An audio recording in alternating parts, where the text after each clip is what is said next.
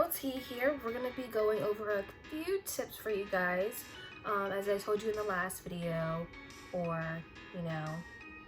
I've never told you guys this before, but I speak Korean a little bit. So I'm going to go over some tips for you guys. That way, if you want to get started on learning, I got you. We got them tips all up in the our circle. We gotta learn together, stay together. Just a little update for you guys, or something you may not know about me. I do have a learning disability. It's called an IEP.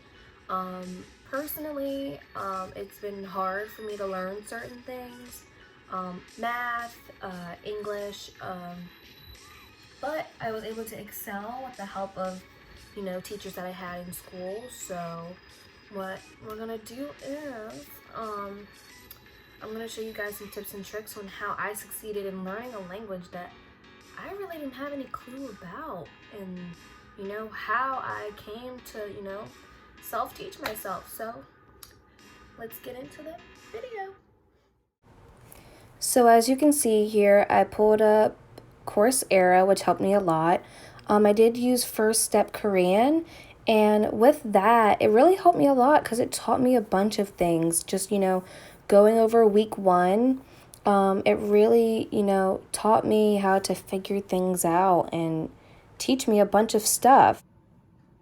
Korean on week 1, just learning everything helped me so much. They go through how to introduce yourself, the alphabet, just learning everything on your own and taking quizzes. It's like an actual class, and it's under a legit college, you guys, under Yonsei University.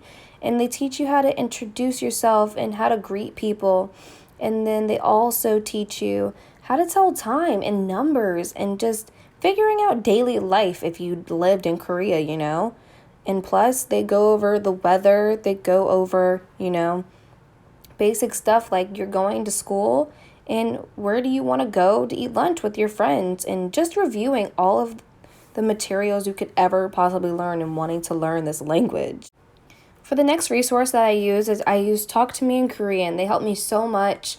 This website has a bunch of courses you can take, listening to their voice recordings with lecture notes as well. They help so much. They have videos, beginner guides of how to live and read and write in Korean, the essential things that you might need to know. And plus, they help you with pronunciation. Like, I can't even speak English.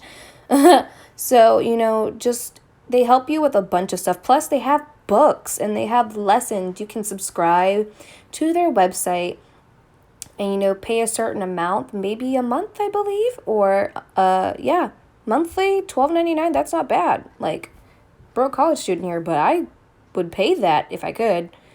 And on top of that, they have a bookstore, you guys. They have workbooks. Like, it helps so much knowing that I am able to snatch myself up a book and write in it, and it's helping me learn the languages. They have bundles and bundles. Like, your girl even has her own set that I'll show you guys later, and oh my god, it helped me so much. Even for just a beginner like myself, tremendously helpful, and I love it so much, and I can't wait to use the rest of their essentials that they have. So I know you guys are kind of looking at the website like, oh my god, you paid for all that crap. No, my mother did. It was a Christmas gift for me, but don't worry. Amazon has all the affordable prices that you could possibly need. I know it's difficult out here for us college students, but it'll get easier with time. And I just wanted to show you guys 1, 2 verb guides that I have, plus Korean conversation, real life conversations, and it walks you through the, basic essentials you need, plus reading and 500 Korean words. Your vocab should be outstanding by the time you're done with this set. So, tip number 1 I have for you guys is to pace yourself so much, because when you decide that you want to sit there and study all day and you want to get everything correct and you want to take maybe 5 hours to an hour, girl, it's not going anywhere. It'll be there. You're fine. Just take your time, take some breaks learning it, honestly, and, just, pace yourself. It takes time to learn a language. It doesn't happen overnight. You got to be able to, go with the flow and just let it happen, okay? It's gonna be a little bit challenging, but you got this, boo-boo. You got it, okay? Go ahead with your ass up, yes. Tip number 2 for you guys that I have that personally worked for me. Yes, writing out notes, even though they have PDFs for you guys to like look at it and print it off, writing honestly helps you remember a lot more, especially if you're taking the notes on your own. Now, copying everything down, you don't have to do all of that. If you really want to look at it, just print it off. They did it for you. But when you want to make sure that you have things, focus on things that are in asterisks or in parentheses. Those are the main important things that you need to worry about. But don't focus on a giant paragraph explaining everything. Look at the key points. What can, you take away from that? And it'll be a lot easier once you're in the process of actually speaking the language.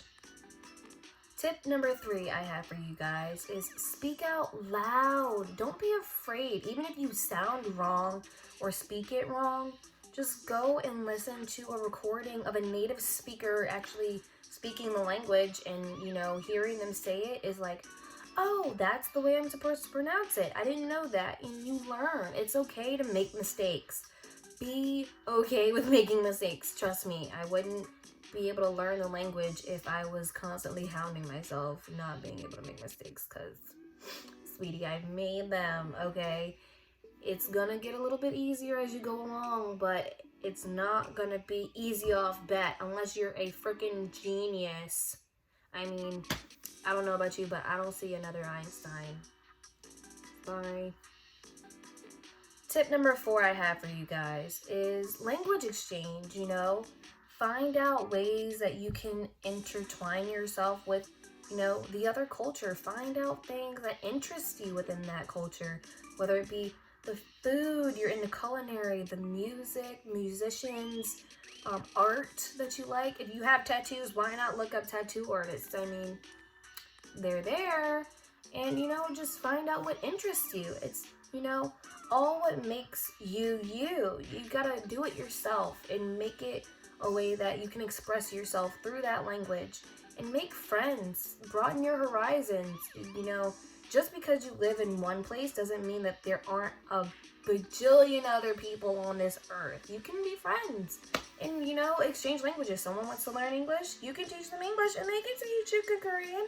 It's okay. I mean, they don't really have to teach you. You can just be around them. And if, you speak it around them, they'll be like, oh, it's not that way, it's that way.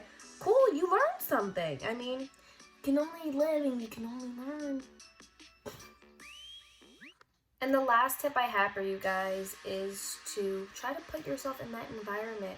I know it's kind of hard learning one language and living in a different kind of atmosphere. You don't live in, South Korea, so it's kind of hard for you guys to like, hey, how do I put myself in that atmosphere when there aren't really Korean people around me? My parents are American. You can, surround yourself. I mean, like I said before, make friends, but also watch dramas. They have K-dramas. They have, reality TV shows too, guys. We're not the only ones with reality TV.